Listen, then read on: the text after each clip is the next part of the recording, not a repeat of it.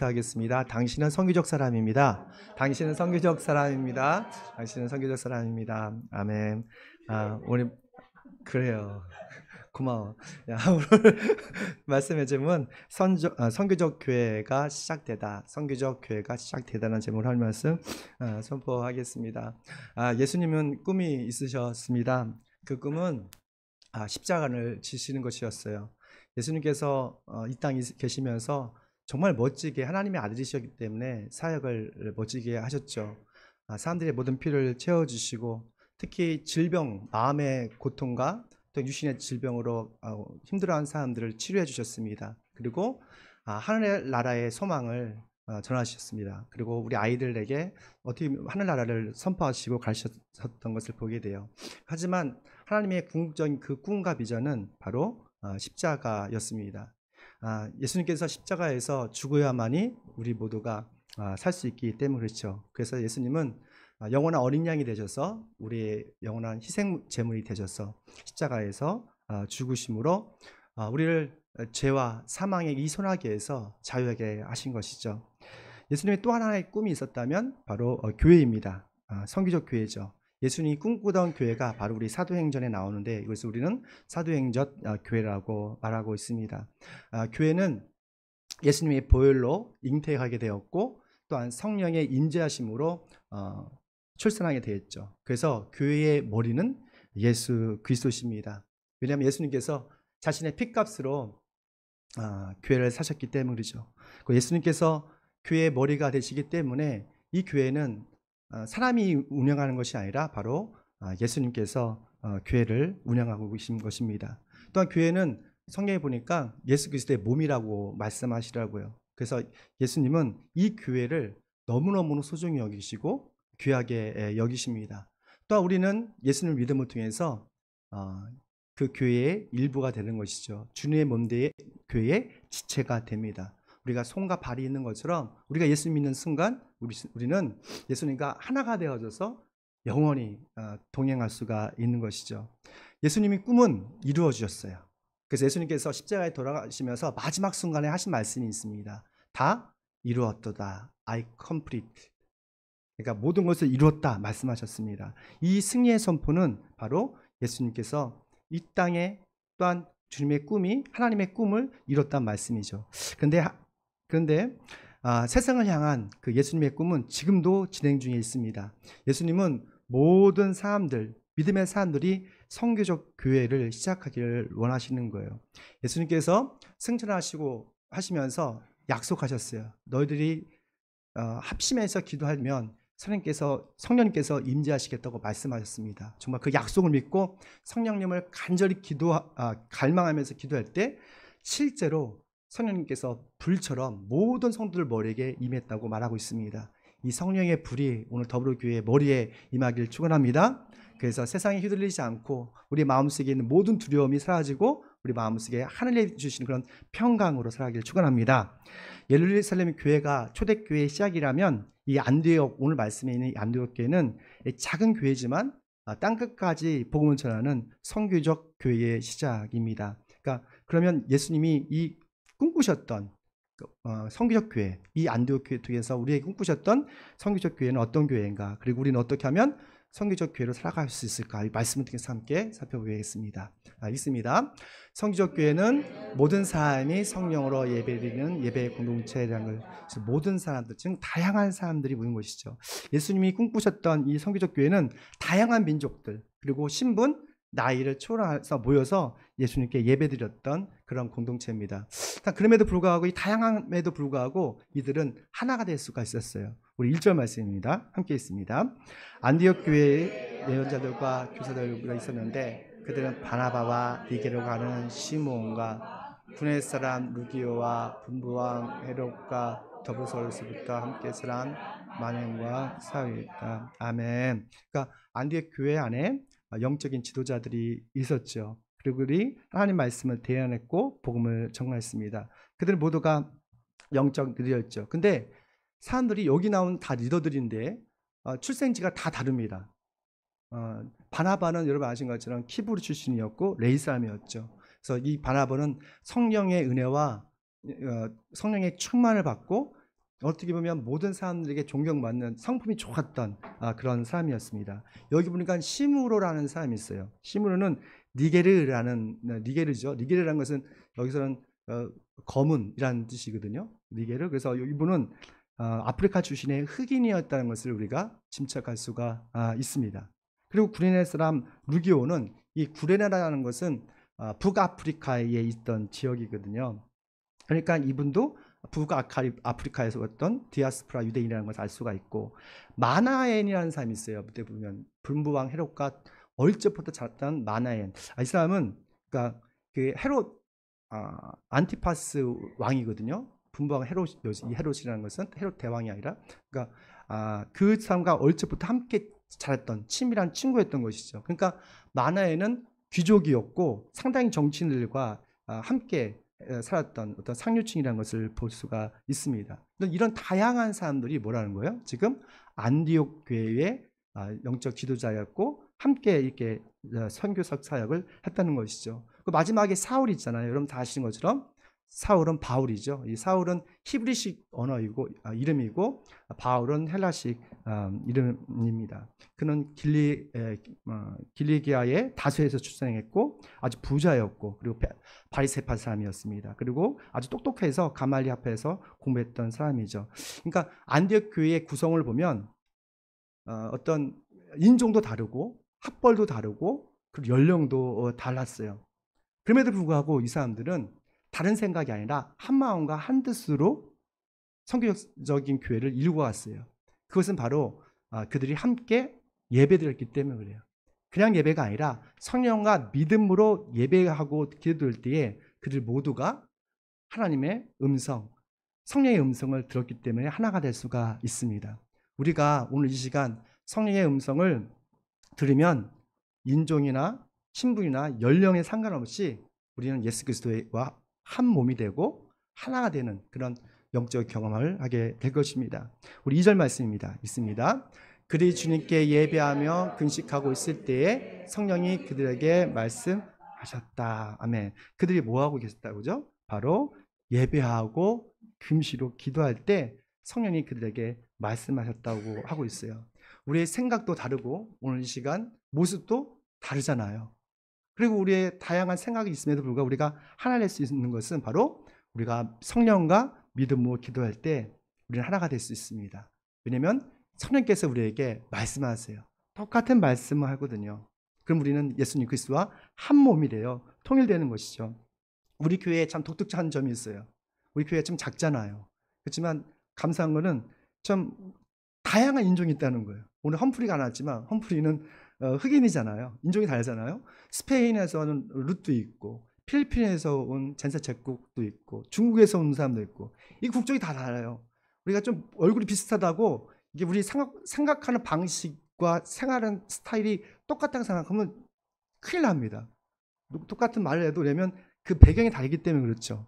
또 우리 직업군도 다 달라요. 어떤 선생님도 있고, 약사분도 있고, 교수님도 계시고, 농부도 있고, 요리사도 있고, 군인도 있고, 다양한 목사도 있고, 다양하지 않습니까?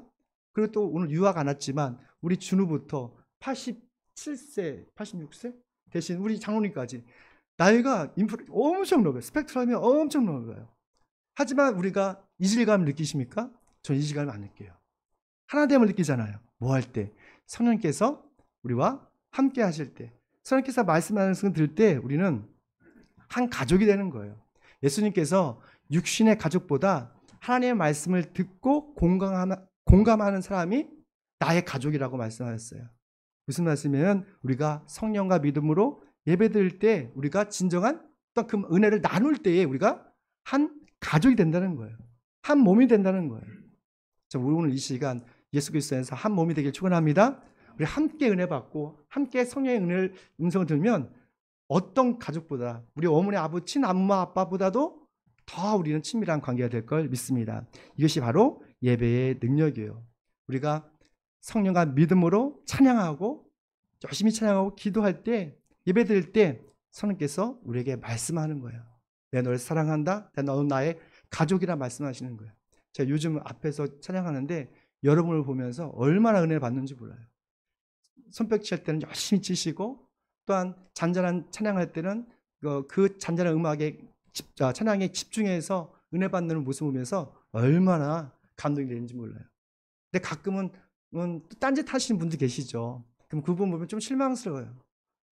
사람인지라. 하지만 함께 같이 찬양하고 또 함께 기도하고 할 때 우리는 원 바디, 한 몸이다 라는 생각을 하게 됩니다. 우리가 다양한 생각, 다양한 인종, 또 여러 가지 나이가 다를지라도 여러분 우리가 성령과 믿음으로 예배될 때 우리는 한 몸이 될 걸 믿습니다. 주님께서 오신 목적도 또 하나님의 뜻도 사실은 예수님의 이름으로 예배를 드림으로 온 모든 사람들이 하나가 되는 그런 은혜 주시기 위해서 오셨다고 말씀하고 계세요. 에베소서 1장 10절 말씀입니다. 있습니다. 하나님의 계획은 때가 차면 하늘과 땅에 있는 모든 것을 그리스도 안에서 그분의 머리로 하여 통일시키는 것이다. 아멘. 그러니까 예수 그리스도 통해서 모든 민족, 올 네이션들이 주님을 경배하고 찬양함을 통해서 하나가 되게 하는, 통일시키려는 그런 것이죠. 우리 교회가 그런 교회 되기를 축원합니다. 정말 우리 교회가 이런 선교적인 교회가 돼서 그냥 가식적인 그런 예배가 아니라 믿음과 성령을 드리는 그런 참 예배자가 되기를 축원합니다. 그래서 우리가 모였을 때는 서로 위해서 기도해주고 또 일상에서는 예수님의 꿈을 이야기할 수 있는 그런 예배자가 되길 축원합니다. 두 번째입니다. 함께 있습니다. 선교적 교회는 성령의 음성에 순종함으로 선교하는 선교 공동체라는 것이죠. 네, 말이 좀 작게 하려는데 이게 참 다 듣기가 쉽지 않았습니다. 하나님의 우편에 예수님께서 함께 하십니다. 근데 그 예수님께서 지금 성령님을 통해서 지금 이 순간에 여러분에게 말씀하고 계세요. 예수님은 살아계시고 성령을 통해서 지금도 우리에게 말씀하고 계십니다. 2절 하반절 말씀이죠. 믿습니다. 성령이 그들에게 말씀하셨다. 너희는 나를 위하여 바나바와 바울을 따로 세우라. 내가 그들에게 맡기려 하는 일이 있다. 잘 보십시오. 성령님이 그들에게 말씀하셨어요. 그러니까 성령님께서 안디옥 교회 리더들에게 말씀하셨어요. 성령님은요 지금도 예배드리는 성령과 믿음을 예배드리는 우리에게 말씀하고 계세요.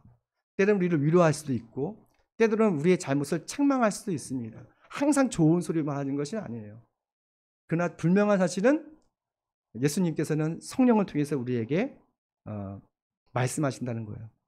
그런데 성령님은 이 바나바 바울에게만 말씀하신 것이 아니라 거기에 있는 모든 영적인 리더들에게 말씀하셨어요. 여기서 우리는 영적인 중요한 원리를 깨닫습니다. 교회 사역은 한 사람이 아니라 모든 사람들이 함께 동참해서 하기를 원하신다는 것이죠. 성령께서 우리 교회 성도들에게 말씀하시기를 원하세요.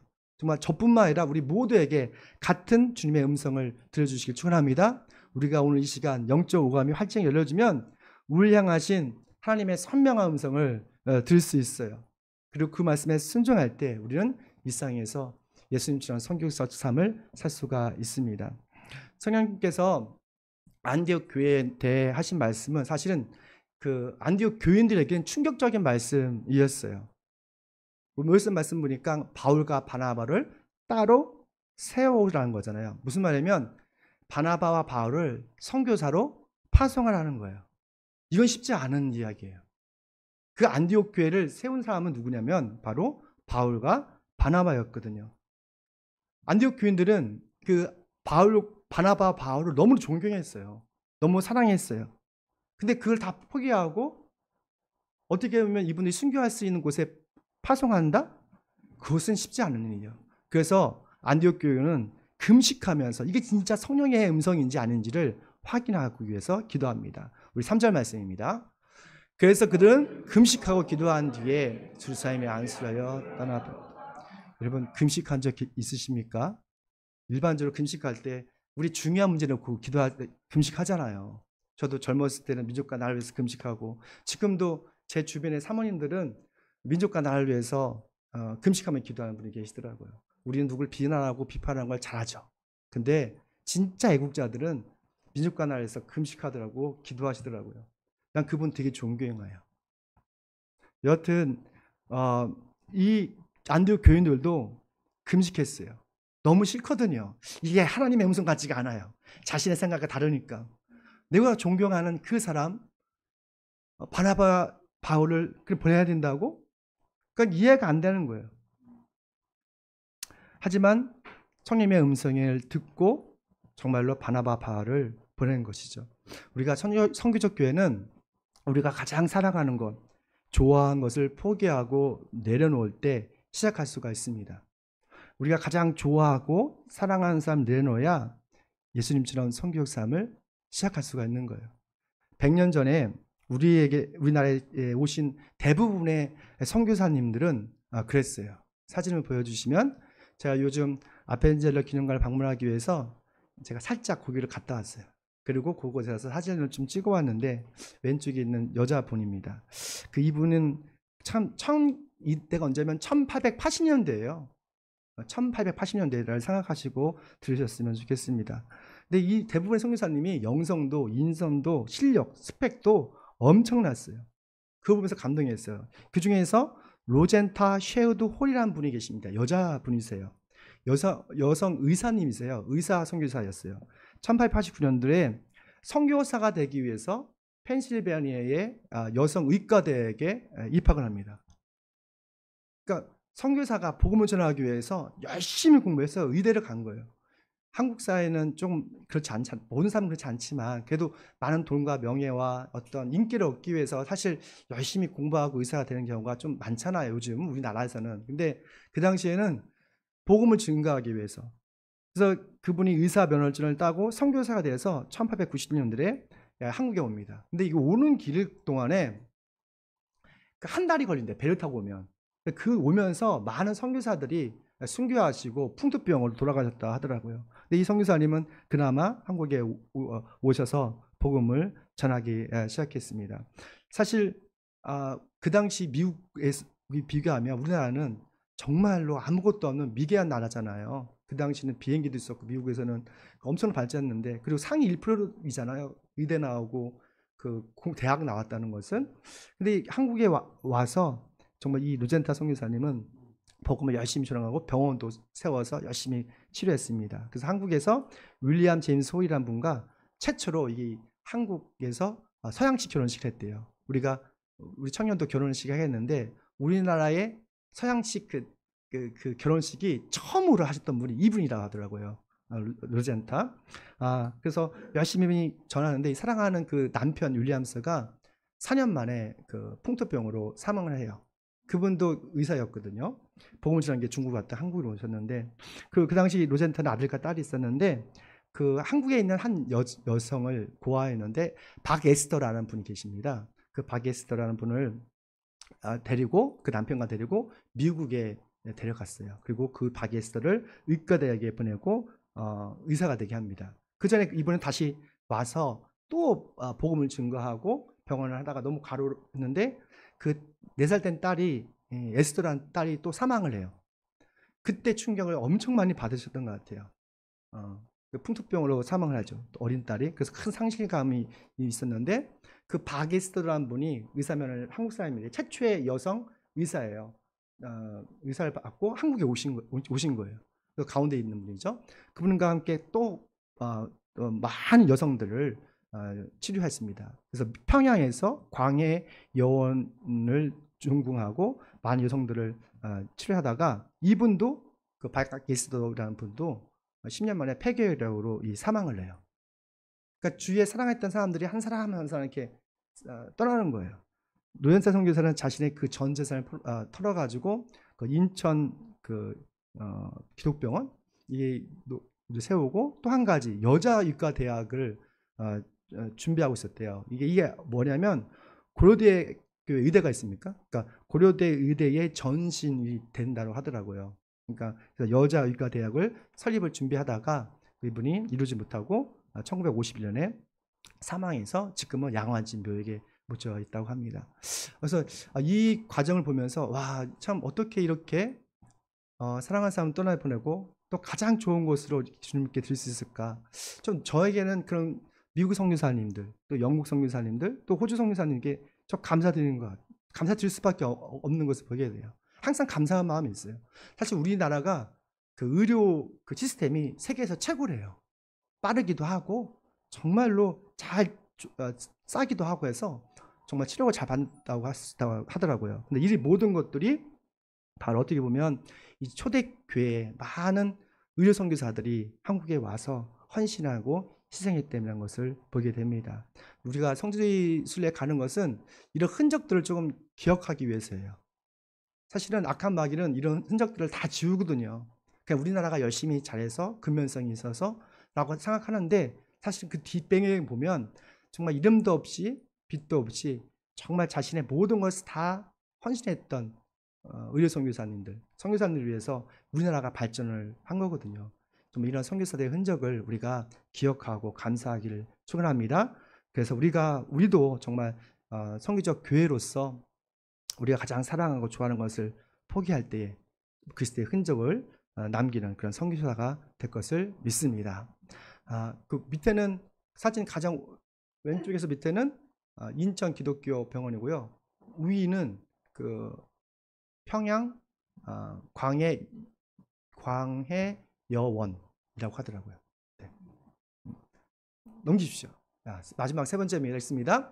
성기적 교회는 성령의 감동으로 세상을 변혁하는 복음 전도입니다. 아멘. 성기적 교회는 성령께서 인도하시고 그 인도하심에 따라 순종하는 사람입니다. 바울과 바나바는 성령님께서 가라는 그곳으로 선교 여행을 떠났어요. 근데 그곳이 어디냐면 바로 바나바의 고향이었던 키프로스입니다. 근데 그냥 데려가지 않고 마가라는 요한이죠. 요한을 데려갑니다. 우리 5절이죠. 함께 있습니다. 유대 사람의 여러 회당에서 하나님의 말씀을 선포했다. 그들은 아멘. 여기 요한이 누구냐면 바나바의 조카예요. 마가. 어떻게 보면 베드로전서에 마가에 대해서 이야기하는데 마가죠. 마가를 데려간 이유가 있습니다. 왜냐면 그 어리지만 그 조카에게 성기적인 유산을 남겨주기 위해서요. 우리가 우리 딸과 아들, 우리 자손들에게 유산을 남겨주고 싶잖아요. 그렇지 않습니까? 근데 그런 것보다 많은 재산을 남겨주는 것보다 우리의 건강한 신앙과 어떤 성기적 유산을 남겨주는 것이 하나님 보시기에 더 큰 유산이 될 걸 믿습니다. 저도 선교 여행을 한 2번 갔는데 그때마다 비용이 많이 들었지만 되도록이면 우리 자녀들 좀 데리고 갔어요. 왜냐면 그곳에서 뭐 좀 보고 느끼라고. 제가 보기엔 하나도 못 느끼는 것 같아요. 그럼에도 불구하고 뭔가 또 남아있을 것 같아요. 거기 가면 뭔가 우리 아버지하고 엄마하고 가서 뭔가 했지.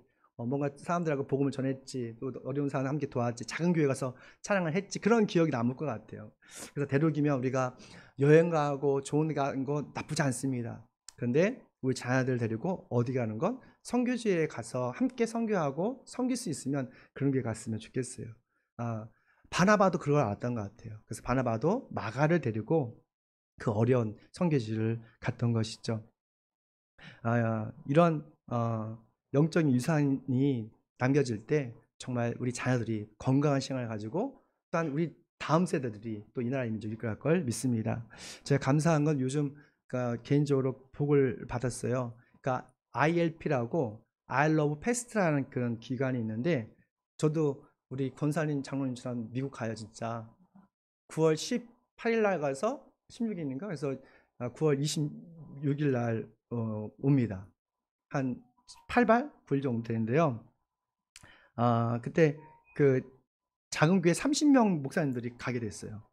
네, 그 비용이 얼마 들어가면 6천만 원 들어간대요. 6천만 원. 그래서 근데 미국의 작은 교회 30명 모이는 우리 교회만한 교인들이 이 광야교회라는데 이 6천만 원을 다 내는 거예요. 놀랍지 않습니까? 이 모든 경비를. 그래서 저는 비행기값만 있으면 그 LA 전체 그랜드 캐니언도 가요. 쫙 보면서 다 보고 자랑해야지. 미국 가보셨어요? LA 갈 거예요, 저는.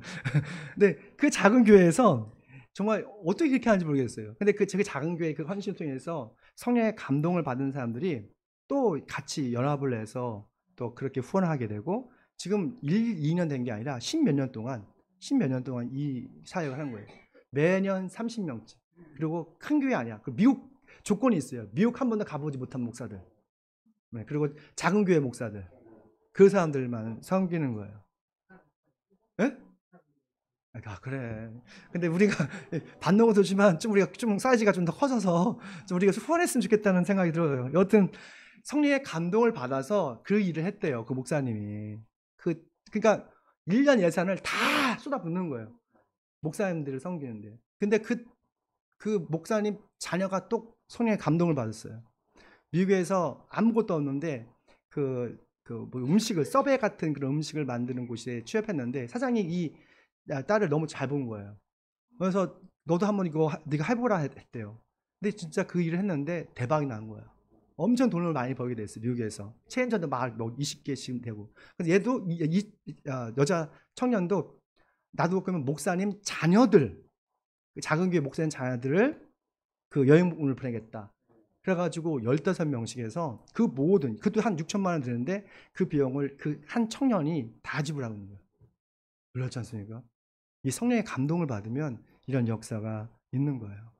여러분, 우리도 그런, 받는 것도 좋지만 우리가 그렇게 섬길 수 있으면 좋겠습니다. 아멘?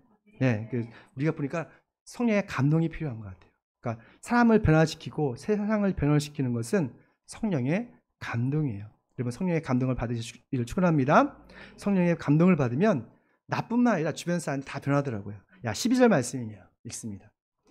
총독은 그가 일하는 일을 보고 주를 믿게 되었고 주님의 교훈에 깊은 감명을 받았다. 아멘. 사도 바울이 복음을 방해하는 그 마술사를 팍 찌려봤잖아요. 그리고 성령의 능력으로 그 눈을 멀게 하니까 총독이 큰 충격을 받고 감동을 받은 거예요. 그리고 예수님을 믿게 되었습니다. 여러분, 총독 정도 됐으면 사람이 상당히 냉철하지 않았을까요? 상당히 냉철했을 이성적인 사람입니다. 그럼에도 불구하고 성령께서 그를 감동시키니까 마음이 부드러워지고 예수님을 믿게 되는 거죠. 성령님은 사람의 마음을 감동시키고 변화시키는 능력이 있습니다. 우리가 일상에서 선교적 삶을 살기 위해서는 사람을 감동시키는 그런 은혜가 필요해요. 먼저 복음을 주는 것도 좋지만 사람을 감동시키는 마음. 그러니까 요즘 제가 귀가 조금씩 살아나면서 많이 좋아지고 있는데 많은 식품을 먹고 있습니다. 근데 그 식품 판매원이 참 저희가 감동을 주더라고요. 그렇다고 뭐 맹신하는 건 아닌데 와, 얼마나 그분이 열심히 하는지 우리 집에까지 찾아와가지고 저녁밥을 해줘요. 세상에. 난 싫다고 오지 말라고 근데 저녁밥까지 해줘. 그래서 그러냐고 그래서 같이 이야기를 했는데 좀 지극정성을 돌봐주는 것을 봤어요. 근데 그분을 보면서 한 가지 깨달은 게 있어요. 사람은 먼저 감동을 줘야 되는구나. 그리고 뭔가 이렇게 정말 열심을 내서 그들을 감동시킬 때 정말 모든 것이 얻어지는구나라는 것을 알게 되었어요. 복음도 비슷합니다. 복음은 감동으로 전달되는 거예요. 어떻게 보면 목사가 가장 복음을 전하지 못하는 것 같아요. 너무 이성적인 것 같아요. 그렇죠? 여러분, 감동으로 복음을 전해주시길 축원합니다. 선교적 삶은 감동으로 복음을 전하는 사람이에요. 정말 우리가 일상에서 감동으로 사람들을 마음을 움직이고 또한 복음을 강력히 전하는 쓰는 저희들이 되시길 축원합니다. 마지막으로 이야기 하나 드리고 마치게 하는데 미국 캔사스에서 제가 동기였던 김영태 목사가 있습니다. 잠깐 한국에 또 귀국했어요. 이분이 50대까지 목회를 하다가 갑자기 자기는 간호사 자격증을 따야 돼. 50대에. 너 왜 그러냐? 제정신이냐? 그러더니 코로나 때 정말 열심히 해서 간호사 자격증을 땄어요. 참 그분이 제가 보기엔 머리는 좋은 것 같지 않은데 뚝심이 하나 있는 것 같아요. 정말 열심히 해서 간호사 자격증을 따서 지금 미국에서 요양병원에서 사역을 하고 있습니다. 왜 그걸 했냐 했더니 왜냐면 저는 예수님의 복음을 전하고 싶어서 그렇게 했대요. 예수님의 복음을 전하고 싶어서. 그러니까 목회자들은 믿는 사람들 주로 만납니다. 저도 그렇게 편하고. 근데 믿지 않는 사람들을 만나기 위해서는 자기가 잡이 있어야 된다고 생각했나 봐요. 그 잡을 통해서 그 사람에게 감동을 주고 또 위로해 주음을 통해서 복음을 전하기 싶었던 것이죠. 그분 전략은 딱 한 가지예요. 정말 친절하게 해주고 자기가 알고 있는 그 지식을 잘 알려줘서 한 다음에 나에게 좀 10분만 나의 얘기를 들어줄 수 있냐. 그걸 항상 말한대요. 10분만 나의 얘기를 들어달라고. 그 10분. 그 10분 동안에 우리는 사역이라든지 다양한 복음 전달 방법이 있잖아요. 그것을 얘기를 해준대요. 그러니까 감동을 며칠 주고 딱 10분. 너 내 말 들어줘. 10분만. 그렇게 한대요. 그러니까 그렇게 해서 많은 사람들을 조금씩 복음을 증거하는 것을 보게 돼요. 우리가 예수를 믿고 가장 큰 변화는 직업관이에요. 직업관.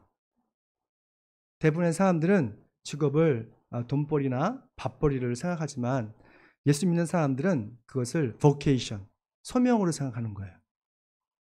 지금까지 그렇게 살아지 않았다면 지금 바꾸셔야 돼요. 나의 직업, 나의 일이 vocation, 소명이 되는 순간 여러분 얼굴에서 빛이 날 거예요. 봄날 햇살처럼 빛이 날 거예요. 그리고 그 직업을 통해서 얼마든지 복음을 전한 선교적 삶을 살 수가 있는 것이죠. 이것이 예수님께서 여러분 향하신 꿈입니다. 정말 사랑하는 성도 여러분, 우리의 꿈이 아니라 예수님의 꿈으로 살아가는 저 여러분 되시길 축원합니다.